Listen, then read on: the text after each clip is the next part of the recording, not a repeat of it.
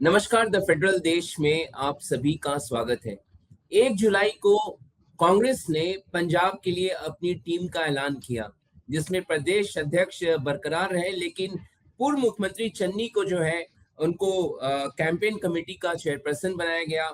Election management की जिम्मेदारी जो है विजय सिंह सिंगला को सौंपा गया। लेकिन उस दिन के बाद से पंजाब कांग्रेस में घमासान मचा है, क्योंकि अमरिंदर सिंह राजा वड़िंग जो है वो प्रदेश अध्यक्ष बरकरार हैं, और पंजाब में कई नेता चाहते थे कि अध्यक्ष को बदला जाए, और इसी को लेकर पंजाब कांग्रेस में घमासान है। और इसी पर बात करने के लिए हमारे साथ द फेडरल के political editor Puneet Nicholas Yadav ji जुड़ गए हैं, जो कि विस्तार से बताएंगे कि आखिरकार पंजाब में जब विधानसभा चुनाव है तो कांग्रेस में ये चल क्या रहा। तो सर, सबसे पहले आपका बहुत बहुत स्वागत द फेडरल देश में।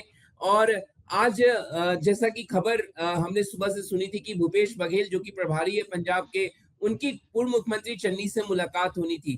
तो सर, क्या अपडेट है और क्या कुछ समाधान निकला, या अभी भी चन्नी रूठे हुए हैं क्योंकि वो कई दिनों से भूपेश बघेल से मुलाकात नहीं कर रहे थे? जी मनीष जी, आज वो मीटिंग सिर्फ चन्नी साहब के साथ नहीं हुई।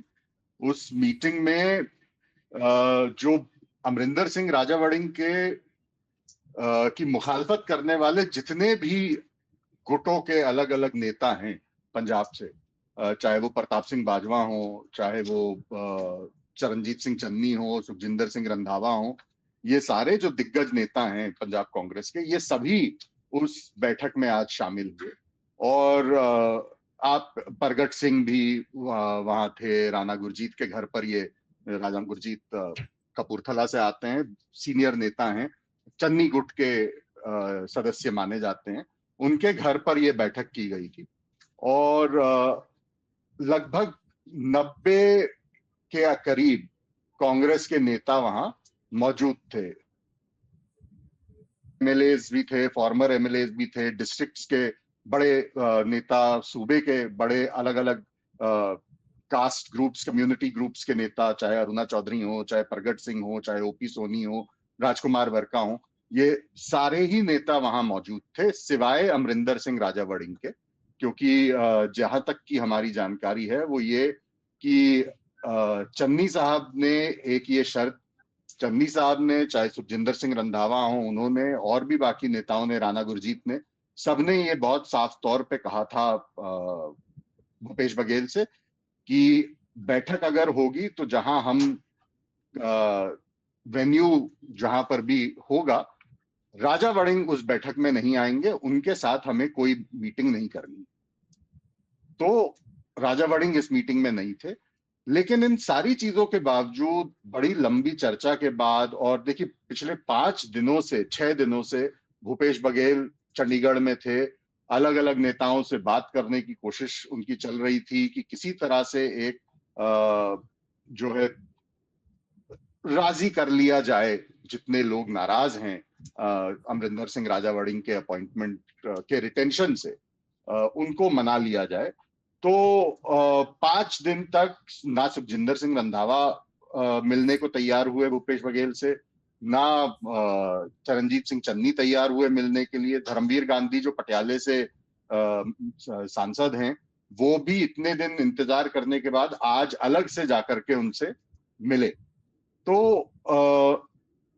ये जो आज की बैठक हुई, इसमें जहां तक मेरी जानकारी है कोई ब्रेक थ्रू आज भी नहीं हो पाया है, बल्कि जो डिफरेंसेस पार्टी में थे, और सभी जानते हैं कि किन खेमों के क्या डिफरेंसेस किस नेता के साथ हैं और राजा वड़िंग से क्या नाराजगी है। तो लेकिन आज की बैठक के बाद वो और भी तीव्रता से उभर करके आए, क्योंकि जब बैठक खत्म हुई तो आमतौर पे जब इस तरह की बैठक होती है तो एक प्रोटोकॉल रहा है या प्रेसिडेंट रहा है कि भाई जिन नेताओं के साथ बैठक है, कम से कम प्रभारी उन सभी नेताओं के साथ में आकर के एक पत्रकार वार्ता करते हैं। पर भूपेश बघेल जब आकर के मीडिया से उन्होंने बात करी, तो सिर्फ राणा गुरजीत, जिनके घर पर यह मीटिंग हुई थी, तो राणा गुरजीत और भूपेश बघेल और कुछ और नेता वहां पर थे। उस पत्रकार वार्ता में सुखजिंदर सिंह रंधावा, प्रताप सिंह बाजवा, चरणजीत सिंह चन्नी, ये सारे नेता उसमें साथ में नहीं गए। फिर सुखजिंदर सिंह रंधावा और चरणजीत चन्नी ने अलग से एक पत्रकारों को संबोधित किया, वहां भूपेश बघेल मौजूद नहीं थे। और जब रंधावा साहब ने बातचीत करी पत्रकारों से, तो उन्होंने बहुत साफ शब्दों में ये चीज कही, हालांकि नाम नहीं लिया, पर उन्होंने कहा कि हमने भूपेश बघेल से ये कहा है दो बातें बहुत स्पष्ट तौर पे, कि जो निर्णय पार्टी ने लिए हैं, कई बार ऐसी जरूरत होती है और ये जरूरत हमें आज महसूस हो रही है कि ऐसे निर्णय जो पार्टी के हक में नहीं है उनको वापस ले लेना चाहिए। और दूसरी बात कि हम किसी भी कॉम्प्रोमाइज नेता के अंडर काम नहीं करेंगे। तो स्पष्ट शब्दों में, हालांकि जैसा मैंने कहा नाम नहीं लिया गया, पर संकेत बहुत स्पष्ट था कि राजा वड़िंग को सुखजिंदर सिंह रंधावा, और क्योंकि आजकल सुखजिंदर सिंह रंधावा और चरणजीत चन्नी एक कैंप के हो गए हैं, हालांकि वो अलग अलग गुटों की जो है एक उनकी लीडरशिप है पंजाब कांग्रेस के अंदर, पर एक कॉमन राइवल से शायद निपटने के लिए, अगर राजनीतिक तौर पे कहें, तो उन दोनों ने अपनी फोर्सेस ज्वाइन कर ली हैं। तो रंधावा साहब का इशारा अमरिंदर सिंह राजा वड़िंग की तरफ था। ये था कि भाई जो पोल इलेक्शन रिलेटेड जो समितियां कांग्रेस आलाकमान ने बनाई हैं, उनमें जो बदलाव चाहते हैं कांग्रेस के नेता, चन्नी और रंधावा और प्रताप सिंह बाजवा, प्रगट सिंह वगैरह के खेमे के जो नेता हैं, वो बदलाव होने चाहिए। और दूसरी चीज कि हम अमरिंदर सिंह राजा वड़िंग को कॉम्प्रोमाइज नेता मानते हैं, हम इनके साथ काम नहीं करेंगे। तो और उसके बाद में भूपेश बघेल ने भी, क्योंकि उनकी 2:30 बजे रायपुर की फ्लाइट थी, अब वो रायपुर पहुंच गए हैं, रायपुर जाकर के भी और चंडीगढ़ एयरपोर्ट पे भी उन्होंने पत्रकारों से कहा कि जो नतीजे एक बार ले लिए गए हैं वो वापस नहीं होंगे। तो वहीं की वहीं सिचुएशन है जो 5 दिन पहले थी। तो बिल्कुल वहीं की वहीं स्थिति है। मैं अभी देखा भी हमने भूपेश बघेल के बयान को कि अध्यक्ष पद नहीं बदला जाएगा, अध्यक्ष पद पे कोई बदलाव नहीं होगा। तो इतने सारे गुटों में कांग्रेस कैसे बढ़ गई? और क्या आलाकमान अब जबकि केरल में सरकार है सर, आप जान रहे हैं, कर्नाटक बेहतर तरीके से, तेलंगाना में किस तरीके से कांग्रेस, अब तमिलनाडु में भी एक अलायंस पार्टनर है, हाल के दिनों में कांग्रेस की बहुत ज्यादा बातें की गई है, उसके बावजूद पंजाब में इतने गुटों में कांग्रेस कैसे बढ़ गया? और चन्नी को, ये वही चन्नी है जब पिछला विधानसभा चुनाव हुआ था 2022 में, अपने दोनों विधानसभा सीटें वो हार गए थे, मुख्यमंत्री उनको पार्टी ने बनाया था इसके बावजूद, और उसके बाद राजा वड़िंग को जिम्मेदारी दी गई। तो किस तरीके से लोकसभा चुनाव 24 में कांग्रेस ने वापसी की, 7 लोकसभा की सीटें जीती, उसके बावजूद इस तरीके से उनके लीडरशिप पे प्रश्न चिन्ह क्यों खड़ा किया रहा? और ये प्रश्न चिन्ह कांग्रेस आलाकमान पर नहीं है? नहीं, जाहिर तौर पे कांग्रेस आलाकमान पर तो ये प्रश्न है ही, और इसलिए वो कह रहे हैं कि जो आलाकमान ने निर्णय लिए हैं उनको वापस लेना चाहिए। लेकिन देखिए, जो बाकी आप बात कर रहे हैं उनमें मैं स्पष्ट करूं कि ये जो गुटबाजी जो है कांग्रेस, पंजाब कांग्रेस की, ये कोई नई नहीं। पंजाब कांग्रेस में आज से नहीं, आजादी के बाद से, जब पेप्सू हुआ करता था तब से पंजाब में हमेशा से गुटबाजी रही है। जब प्रताप सिंह कैरो मुख्यमंत्री थे उस वक्त भी पंजाब कांग्रेस में बहुत तीव्र गुटबाजी थी। एक मेरा ख्याल है बेअंत सिंह जब मुख्यमंत्री थे 92-93 के समय, उस वक्त शायद वो एक ऐसा फेज था जब गुटबाजी कम थी, बिल्कुल नहीं थी वो तब भी नहीं था, लेकिन कम थी। अमरिंदर सिंह को गुटबाजी की ही वजह से अपना पद छोड़ना पड़ा था 2021 में। आपको याद होगा, नवजोत सिंह सिद्धू हो या प्रताप सिंह बाजवा हो, यही सारे आज के नेता, एक सिद्धू को अगर आप हटा दें तो इन्हीं सब नेताओं ने मिलकर के अमरिंदर सिंह के खिलाफ उस वक्त बगावत की थी। तो ये गुटबाजी पंजाब कांग्रेस में हमेशा रही है, और कांग्रेस को कांग्रेस आला कमान को शायद इस बात को सीरियसली लेना चाहिए कि देखिए, इतनी गुटबाजी के बावजूद और पंजाब जैसे सूबे में जहां कांग्रेस के ऊपर बहुत सारी लाइबिलिटीज हैं, ब्लू स्टार की लाइबिलिटी है, मिलिटेंसी ईयर्स की लाइबिलिटी है, वो सारा उस रिकॉर्ड के बावजूद और अपनी इंटरनल फैक्शनल फाइट्स के बावजूद कांग्रेस पंजाब में अच्छा खासा प्रदर्शन कांग्रेस का आमतौर पे रहा है। लोकसभा हो, असेंबली हो, असेंबली में ऐसा नहीं है कि 94 के बाद से कांग्रेस खड़ी नहीं हो पाई हो।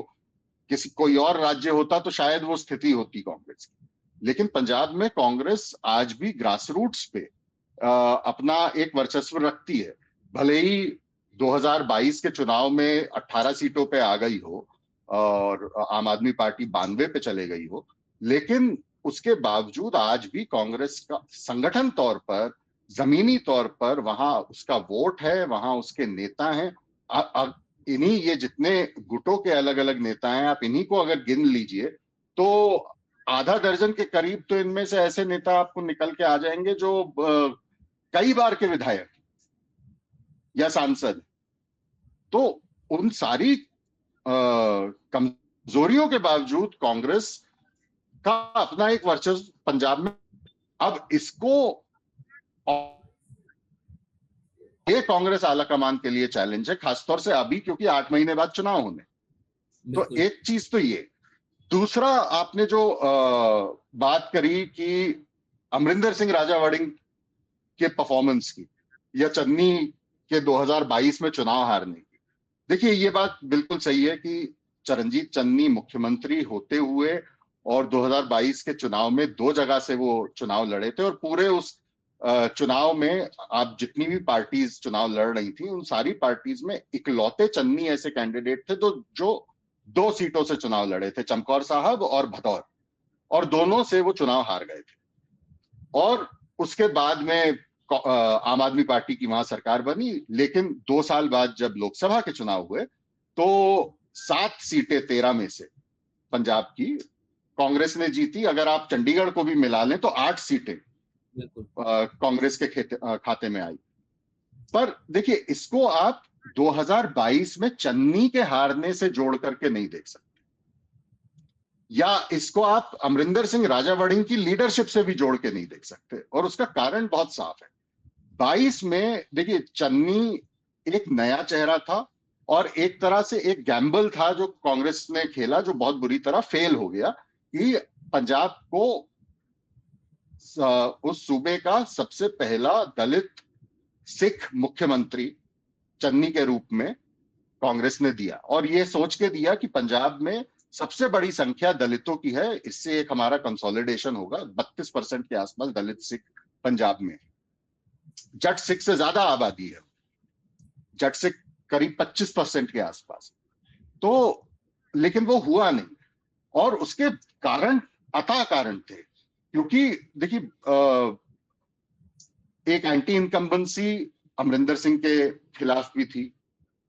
फिर जिस माहौल में अमरिंदर सिंह को निकाला गया, कैप्टन अमरिंदर सिंह की मैं बात कर रहा हूँ, राजावड़िंग की नहीं, जिस माहौल में कैप्टन साहब को मुख्यमंत्री पद की कुर्सी छोड़नी पड़ी, वो जो एक बिखराव कांग्रेस का उस वक्त हुआ सितंबर 2021 में, और उसके बाद फिर कई लोगों का ये मानना था कि नवजोत सिद्धू मुख्यमंत्री बनेंगे, लेकिन बन गए चन्नी, और नवजोत सिद्धू को बना दिया गया पंजाब कांग्रेस का अध्यक्ष। और सितंबर 2021 से लेकर के फरवरी 2022 तक जब चुनाव हुए, लगातार चन्नी और सिद्धू के बीच में लड़ाई होती रही। और मुझे अच्छी तरह याद है कि जब पंजाब का चुनाव हो रहा था 2022 में, इतनी ज्यादा एक लड़ाई चन्नी और सिद्धू में हो गई थी कि जो पार्टी का मैनिफेस्टो होता है इलेक्शन का, कांग्रेस अपना इलेक्शन मैनिफेस्टो ऑफिशियल तौर पे रिलीज करना भूल गई थी। और जिस दिन वोटिंग होनी थी उसके एक दिन पहले नवजोत सिद्धू ने अपने घर पे, पार्टी ऑफिस में नहीं, अपने घर पे एक प्रेस कॉन्फ्रेंस बुला के 5-6 वादे डिक्लेयर कर दिए कि, और कह दिया कि ये पार्टी का मैनिफेस्टो है। इतना बुरा हाल था उस वक्त। और उस माहौल में पार्टी चुनाव लड़ी थी और चुनाव हार गई थी। लेकिन राजा वड़िंग का वो अप्रैल 2022 में पंजाब कांग्रेस के अध्यक्ष बने। अगर आप राजा वड़िंग का कार्यकाल देखें तो उसमें एक 2024 के लोकसभा के चुनाव को अगर आप छोड़ दें तो कांग्रेस के पास कोई ऐसा साइन नहीं है दिखाने के लिए कि राजा वड़िंग के प्रदेश अध्यक्ष रहते हुए पार्टी मजबूत हुई हो। लगातार बाई इलेक्शंस बहुत बुरी तरह कांग्रेस हारी है पंजाब में। मतलब चाहे वो अब जैसे अमरिंदर सिंह राजा वड़िंग लुधियाने से एमपी हैं, लुधियाने वेस्ट की जो असेंबली की सीट है उसमें पिछले साल बाई इलेक्शन हुआ अक्टूबर के महीने में, जहां तक मुझे याद है। कांग्रेस वो आपके प्रदेश अध्यक्ष की असेंबली कांग्रेस तरन तारण का चुनाव हुआ, तरन तारण में कांग्रेस तीसरे या चौथे नंबर पे आ गई। अभी हाल ही में जो है कि अच्छा इवन गिद्दरबाहा का जब उपचुनाव हुआ, गिद्दरबाहा वो सीट थी जो अमरिंदर सिंह राजा वड़िंग 3 बार जहां से विधायक रह चुके थे और लुधियाने से एमपी बनने के बाद उन्हें वो सीट खाली करनी पड़ी और वहां से वो सीट भी कांग्रेस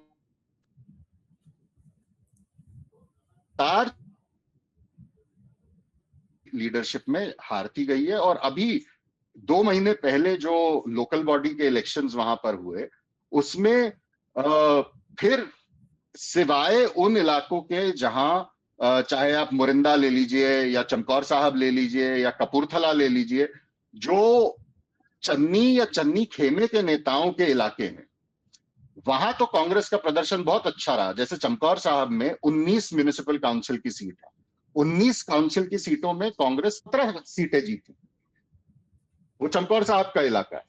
और गिद्दरबाहा में क्या हुआ, जो अमरिंदर सिंह राजा वड़िंग का इलाका है, कांग्रेस साफ हो गई, 2 ही वार्ड जीत पाई थी, 2 या 1 वार्ड जीती शायद। तो इन नेताओं का यह कहना है कि जो प्रदेश अध्यक्ष रहते हुए एक चुनाव नहीं जितवा पाया, एक उपचुनाव नहीं जितवा पाया, अपने बैकयार्ड में गिद्दरबाहा में म्युनिसिपल कॉर्पोरेशन का चुनाव नहीं जितवा पाया, वो कैसे हमें असेंबली का चुनाव जितवाएगा। सर मुख्य सवाल ये उठता है फिर इस तरीके के जो अलग अलग गुट है वो लगातार जो दबाव बना रहे हैं, भूपेश बघेल जो कि कांग्रेस आलाकमान के ही वहां पे वो प्रभारी है, वहां पर उनको रिप्रेजेंट कर रहे हैं। इस तरीके से क्या कांग्रेस आलाकमान इन सभी नेताओं के दबाव में आ जाएगी? क्या अमरिंदर सिंह राजा वड़िंग को रिप्लेस करेगी या क्या उनके पास क्या विकल्प बचता है? देखिए मुझे लगता है कि चन्नी साहब और रंधावा साहब, प्रताप सिंह, हालांकि प्रताप सिंह बाजवा तो फिर भी एक रिकंसिलिएटरी मूड में नजर आते हैं अक्सर, पर बाकी जो ये नेता हैं, खास तौर से रंधावा और चन्नी साहब, इनने शायद कहीं ना कहीं ये गलती करी है कि आप इतना पब्लिकली आला कमान के की मुखालफत में आप इस तरह के बयान दे रहे हैं। मतलब हालांकि वो बार बार कह रहे हैं कि हम कांग्रेस के साथ हैं, हम कांग्रेस को चुनाव जितवाना चाहते हैं, आला कमान जो भी कहेगा जो भी करेगा हम उस डिसीजन को मान लेंगे। लेकिन सर इसमें जब एक बात और जुड़िएगा कि आपने सोशल मीडिया में देखा होगा, रंधावा हो चाहे चन्नी हो, ये लगातार कहा जा रहा है कि ये बीजेपी के संपर्क में है। चन्नी क्योंकि दलित समुदाय से आते हैं तो बीजेपी की बड़ी नजर वहां पे दलित वोट बैंक पर है और उनके जरिए उस वोट बैंक को साधने की तैयारी है। तो ये इन बातों को भी जो हवा मिल रहा, इसको लेकर आप देखिए मुझे लगता है ये बातें वो लोग कर रहे हैं जो पंजाब को नहीं समझते, जिन्हें पंजाब की राजनीति या पंजाब के नेताओं के बारे में कोई खास समझ नहीं है और वो एक पतंगबाजी कर रहे हैं। मुझे नहीं लगता, हालांकि ये बात जरूर है कि एलिगेशन लगाने के लिए या ये स्पेकुलेशन करने के लिए कि क्या चन्नी कॉम्प्रोमाइज हो सकते हैं, क्या सुखजिंदर रंधावा कॉम्प्रोमाइज हो सकते हैं, तो देखिए कॉम्प्रोमाइज तो आज की तारीख में जिस तरह की राजनीति हो रही है उसमें कोई भी कॉम्प्रोमाइज किया जा सकता है। चन्नी के खिलाफ बहुत सारे मुकदमे हैं, इन्फोर्समेंट डायरेक्टरेट उन पे मुकदमे अभी भी जो है इन्वेस्टिगेट कर रहा है। पंजाब स्टेट का जो विजिलेंस ब्यूरो है वो कई मामले हैं मनी लॉन्ड्रिंग के और जमीन को लेकर के चन्नी के खिलाफ जिनकी इन्वेस्टिगेशन अभी भी जारी है। तो वो सारी चीजें अपनी जगह है। पर जहां तक मेरी जितने लोगों से बात हुई है कांग्रेस में, उन सबका अभी तो ये कहना है कि ना रंधावा, ना चन्नी, ना प्रताप सिंह बाजवा, ना प्रगट सिंह, इनमें से कोई ऐसा नेता नहीं है जो भाजपा में वहां जाने को तैयार है। देखिए, और आपको ये समझना होगा कि भाजपा की पंजाब में कोई क्रेडिबिलिटी नहीं है। जो भी नेता, अमरिंदर सिंह जैसा नेता अगर भाजपा में जाकर के एक तरह से पर्सोना नॉन ग्राटा हो गया है पंजाब की राजनीति में, उस पार्टी में जाकर के इनमें से किसी भी नेता को कुछ खास मिलने वाला नहीं है। रवनीत सिंह बिट्टू वहां गए ना, भाई क्या हुआ उनका लोकसभा के चुनाव में? या आप ये देख लीजिए कि अरुण जेटली जैसा नेता, वो पंजाब में अमृतसर से जाके चुनाव लड़े, जो अमृतसर सेफ सीट माना जाता था बीजेपी के लिए। वहां से वो चुनाव लड़े, 1 लाख वोट से हार गए। उसके बाद मेरा ख्याल है हरदीप पुरी भी चुनाव लड़े थे, ये सोच के कि चलो जट सिक्कों का वोट मिल जाएगा। कुछ नहीं मिला उनको। और बल्कि जो 2-3 गिनी चुनी पंजाब में बीजेपी की जो सीटें पहले आया करती थी, वो किसान आंदोलन के बाद तो वो भी बैठ गया है मामला, वहां भी अब सीटें नहीं आ रही। तो इनमें कोई नेता ऐसा नहीं है जो भले अगर चाह भी रहा होगा तो ये बीजेपी में जाने का रिस्क लेने के पहले 50 बार सोचेगा। तो सर अभी मैं आपको बताऊं, पिछले हफ्ते में अमृतसर में था, करीब 2 दिन था। तो वहां पे कई जो स्थानीय लोगों से बात, मैं उनको टोहने की, उनके दिमाग को पढ़ने की कोशिश कर रहा था। तो समझ में आ रहा था कि आम आदमी पार्टी के खिलाफ जिस तरीके से सरकार चल रही, वहां नाराजगी है। और अगला चुनाव जो होगा वो बहुत ही नेक टू नेक फाइट होगा। और कांग्रेस के साथ एडवांटेज भी कई लोगों ने बताया कि उनके एडवांटेज में है। हालांकि कोई प्रेडिक्ट नहीं कर रहा क्या होगा, लेकिन बहुत अच्छा मुकाबला होगा। क्या कांग्रेस के इन नेताओं को इस बात का डर है, खासतौर से चन्नी को, कि वो मुख्यमंत्री बनना चाहते हो और इस तरीके से एक दबाव की राजनीति वो कर रहे हैं आलाकमान पे? उनको लग रहा है कि शायद सत्ता उनके करीब है, तो इस प्रकार सत्ता हासिल करने के लिए ये नेताओं में होड़ मची हुई है। क्या लग रहा है यहाँ से? नहीं, ये आपकी बात बिल्कुल सही है मनीष जी, क्योंकि कांग्रेस की ये पुरानी कमजोरी रही है कि जब उनको ऐसा लगता है कि वो कोई चुनाव जीतने वाले हैं, तो चुनाव जीतना तो दूर, चुनाव होने के पहले ही इन नेताओं में एक ये बंदरबाट ऑलरेडी हो जाती है कि देखो अब चुनाव तो हम जीतने ही वाले हैं, जीतने के बाद में तुम मुख्यमंत्री बन जाओगे, तुम गृह मंत्री बन जाओगे, मैं विधानसभा का अध्यक्ष बन जाऊंगा, फलाने को हम ये मंत्रालय दे देंगे। तो इस हालत में ये बहुत ज्यादा एक बिखराव होता है, गुटबाजी होती है। और जो आप पंजाब में आज होता हुआ देख रहे हैं, वही हाल फिर पार्टी का होता है और फिर चुनाव हार जाते हैं। और ये जो हवाई दिमाग के अंदर जो मंत्रालय उन्होंने बांटे होते हैं, उन सपनों के साथ अगले 5 साल उन्हें गुजारना पड़ता है। तो यही हाल पंजाब में आज की तारीख में हो रहा है। आम आदमी पार्टी के खिलाफ एक माहौल है वहां, नाराजगी कई हलकों में वहां पर है। हालांकि आपने अमृतसर का जिक्र किया, अमृतसर में ज्यादा होगी क्योंकि अमृतसर जिस रीजन का पार्ट है, वहां बहुत सारे इश्यूज ऐसे हुए हैं। वो माझा कहलाता है, या पंथिक बेल्ट जो है पंजाब का, उस इलाके का मेन टाउन आप कहें तो वो अमृतसर है। तो माझा में वैसे भी, हालांकि पिछली बार आम आदमी पार्टी ने गुरदासपुर अगर आप छोड़ दें, पूरा माझा स्वीप किया था। लगभग 25 सीटें असेंबली की माझा रीजन में आती हैं। उनमें मेरा ख्याल है 16 या 17 सीटें आम आदमी पार्टी पिछली बार जीती थी 25 में से। सबसे खराब प्रदर्शन शायद गुरदासपुर में आम आदमी पार्टी का था। अमृतसर पूरी तरह स्वीप किया था। पठानकोट हो या तरन तारण हो, हर जगह आम आदमी पार्टी का बहुत अच्छा प्रदर्शन था। लेकिन ये वो एक इलाका है जहां पॉलिटिकल, जहां पर एक जो लेगेसी पॉलिटिकल पार्टीज है उनके साथ डिसइल्यूजनमेंट बहुत जल्दी होता है।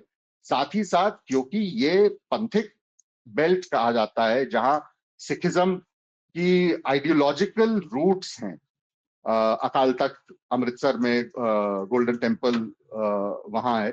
तो अभी जो सैक्रिलेज का मुद्दा या अकाल तख्त के साथ जो लगातार भगवंत मान की झड़प हो रही है, ये सारे मुद्दे वहां बहुत हावी हैं। तो अमृतसर में खास तौर से आपको ये नजर आएगा कि आम आदमी पार्टी का कुछ हिसाब किताब वहां ठीक नहीं चल रहा है। लेकिन जो बाकी के दो इलाके हैं पंजाब के, चाहे मालवा हो चाहे द्वाबा हो, वहां पर भी ये इन दो इलाकों में भी, खासतौर से मालवा में जो सबसे बड़ा इलाका है, 69 असेंबली की सीट्स मालवा में आती, वहां वहां 66 सीट्स आम आदमी पार्टी पिछली बार जीती, 69 में से।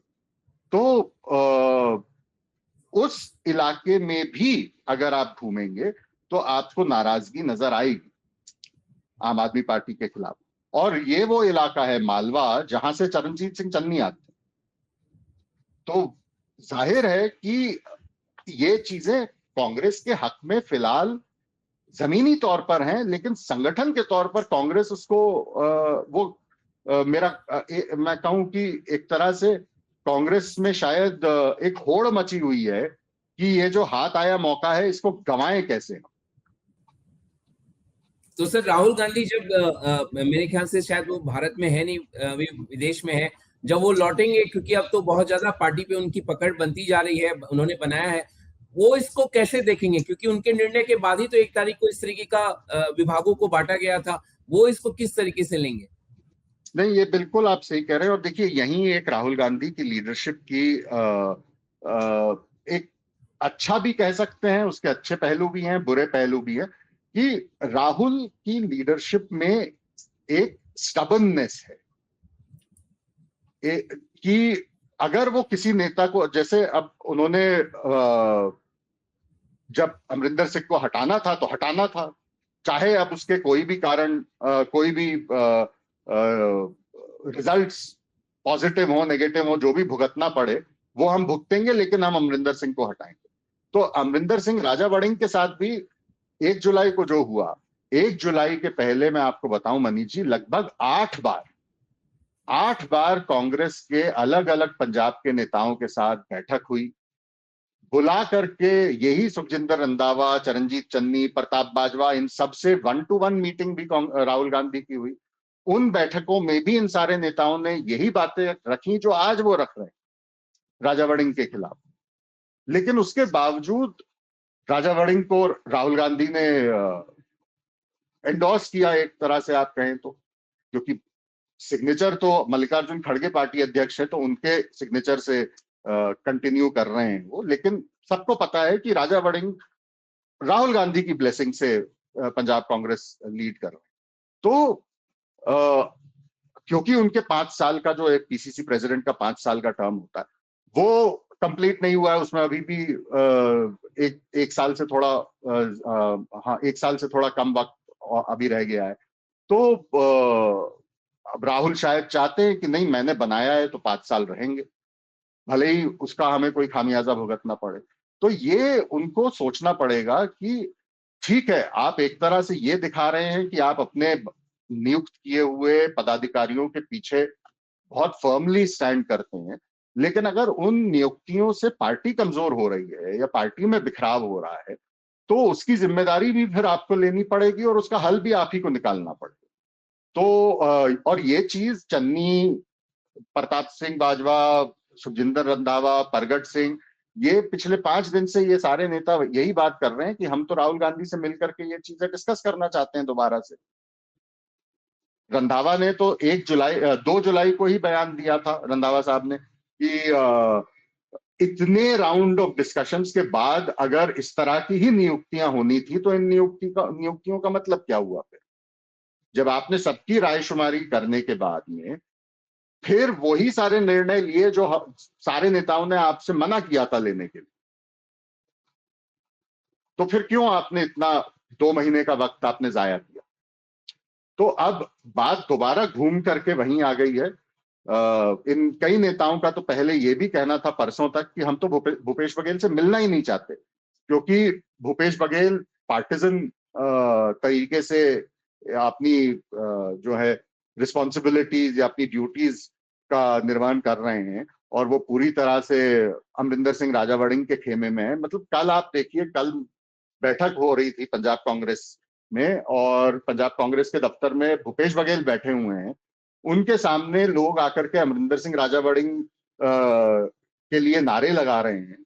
और इस माहौल में जब सबको पता है कि कितना बिखराव पार्टी में है, और भूपेश बघेल हंस रहे हैं, एक तरह से परमिट कर रहे हैं कि हाँ ठीक है, आप राजावड़िंग के लिए नारे लगाइए, उनको और प्रोत्साहन मिलेगा। तो चन्नी गुट का, रंधावा गुट का, इन सबका ये कहना था कि भाई भूपेश बघेल से तो बात करने का कोई मतलब ही नहीं है, क्योंकि वो खुद ही पार्टी हैं इस पूरे मामले में, और हमें पता है कि उनको कुछ कहने का कोई फायदा नहीं है, इसलिए हम राहुल गांधी से बात करना चाहते हैं। तो अब होगा अल्टीमेटली वो यही बात आएगी घूम फिर के वापस, कि राहुल गांधी वापस आए, फिर हम जाकर के राहुल गांधी से मिलेंगे, या खड़गे साहब से मिलेंगे, या प्रियंका गांधी से मिलेंगे, और हम उनसे अपनी बात कहेंगे। अगर उसके बाद भी कुछ नहीं होता तो फिर उसके बाद क्या निर्णय लेना है वो निर्णय लिया जाएगा। लेकिन आज की तारीख में 5-6 दिन की चर्चाओं के बाद, बिखराव के बाद, जो एक उम्मीद थी कुछ लोगों को कि शायद आज कुछ ठहराव आएगा इन चीजों में, कुछ चीजें सिमटेंगी, वो आज ऐसा कुछ हुआ नहीं। तो जाहिर तौर पर अभी तक कुछ नतीजा निकला नहीं। भूपेश बघेल के तमाम जो नाराज नेता थे कांग्रेस के, उनसे मुलाकात हुई है, और जैसा कि पुनीत निकोलस यादव जी ने विस्तार से पंजाब कांग्रेस में जो घमासान मचा उसको लेकर पूरा विस्तार से उन्होंने बताया, और कैसे कैसे नाराजगी है, और कैसे अब सारा दारोमदार राहुल गांधी पर है। राहुल गांधी जब भारत लौटेंगे और जाहिर तौर पर नेताओं से वो मिलते हैं या नहीं मिलते हैं, हालांकि 20 तारीख को संसद का सत्र भी मानसून शुरू हो रहा, तो उसमें भी इसमें से कई सांसद हैं जो कि संसद में पहुंचेंगे, किस तरीके से ये बातें अपनी रखते हैं राहुल गांधी के समक्ष, ये देखने वाली बात होगी। और क्या राहुल गांधी जिन्होंने अपने अध्यक्ष नियुक्त किया है उस पर वो कायम रहते हैं। अगले साल पंजाब में विधानसभा चुनाव है, और कांग्रेस के लिए एक अच्छा अवसर है वहां पे नजर आ रहा, लेकिन लगता है जिस तरीके का हालात है और नेताओं की महत्वाकांक्षाएं हैं, उसके बाद लग रहा है कि पार्टी ने खुद कुल्हाड़ी पर अपना पैर रखने की तैयारी कर ली है, ऐसा प्रतीत सा हो रहा है। तो बहुत बहुत शुक्रिया सर इस चर्चा में जुड़ने के लिए आपका। आपने विस्तार से पंजाब कांग्रेस की राजनीति पर बताया दर्शकों को। तो आपको हमारी ये चर्चा कैसी लगी, कमेंट बॉक्स में जाकर जरूर कमेंट करिए, और हमारे फेडरल देश के यूट्यूब चैनल को सब्सक्राइब करना बिल्कुल मत भूलिए। इसी तरीके से आगे भी हम चर्चा करते रहेंगे। बहुत बहुत शुक्रिया ये देखने के लिए, धन्यवाद।